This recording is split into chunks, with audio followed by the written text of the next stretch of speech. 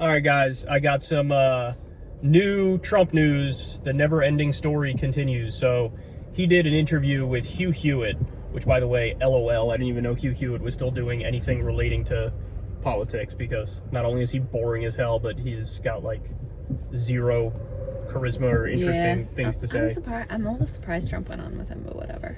Yeah, it's weird, isn't it? Of all people, why, like, Hugh Hewitt? Yeah. Did Hugh Hewitt, like, suck him off in one of the races when he had him on his radio show?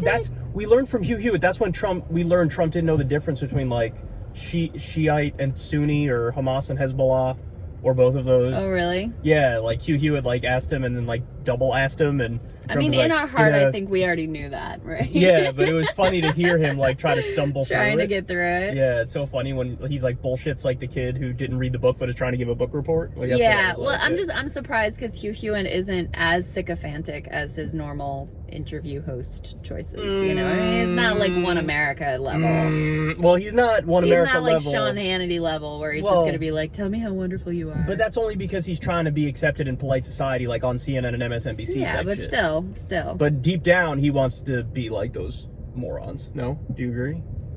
No, I think really? I think his whole goal is, like you said, to be, like, relevant.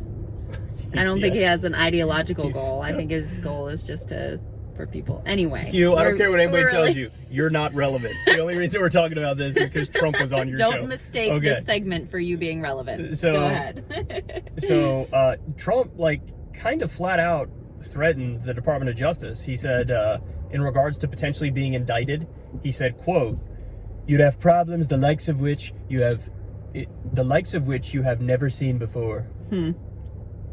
Wow.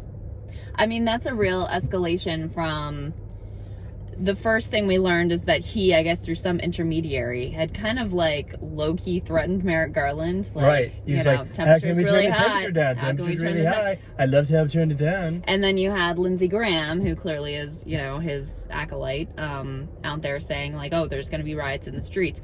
They don't have a legal strategy that gets them off the hook. So they're using the public pressure. So they're trying to use the public pressure to scare the DOJ out of doing anything. Right. Because these are like tend to be risk averse conservative people. Right. And so that's the button they're trying to push, is basically like, you don't want to go down this nice country you got there, you don't want to break it. Okay, but here's a good question. Will that lead to a backlash?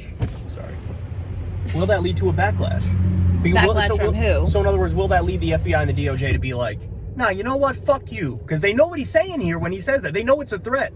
And then if you threaten the feds have a million ways to be like, oh, really? No, we're threatening you, bitch. I don't pretend to have any insight into the mind of like a Merrick Garland or like a DOJ or FBI. I have no idea. Merrick has cuck vibes, but I'm saying that the rest of the deep state, you get the sense some of them, there's a split in the deep state between the Trump and anti-Trump I mean, people. Ultimately, doesn't it come down to Merrick Garland and what he decides he wants to do? So if he's got, I mean, Trump, you know, for all his flaws, he can read human beings like faults and worse, like he can see their vulnerabilities. And so I do think, I don't know that it's a great strategy, but I do think it's kind of like the best card they have to pull, is basically like, oh, it's too divisive for the country, there's going to be a civil war, it'll be a total meltdown, and freak people out about that. And what was the Mark Meadows thing that you there were a couple of other things. So Mark Meadows, it came out, is complying with a subpoena, a DOJ subpoena related to January 6th, and that would be the like grand jury investigations in DC. Now that's big because he was the chief of staff. Right. He was integral. He was directly involved, texting people and all this stuff. On January 6th in the inner circle.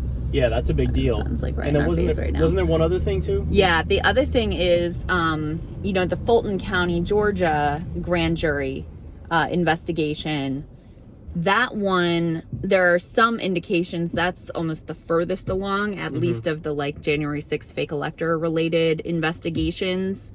And the woman who is leading that, who's the Fulton County DA, she said that the crimes they're investigating are serious enough that people could definitely end up with prison time. That's probably more in regards to Rudy, right? Don't know. I know he's being criminally investigated. I know that for sure. She did not make it clear. But, George is where also it's come out, these I don't know if it was Sidney Powell specifically, but Sidney Powell-aligned operatives were gaining access to sensitive voting machines and voting data. Oh, that's right, which is so hilarious and ironic because these are the people who scream about election interference and election fraud. Integrity. And they're the ones who were doing the election fraud. Yes. That's election fraud, you fucking pricks. Indeed. So there's a lot that's happening in Georgia, and which, state we're headed to right now. But yeah, I thought it was noteworthy that she's saying flat out, like, these are serious crimes we're looking into, and people could very well end up with prison time. And,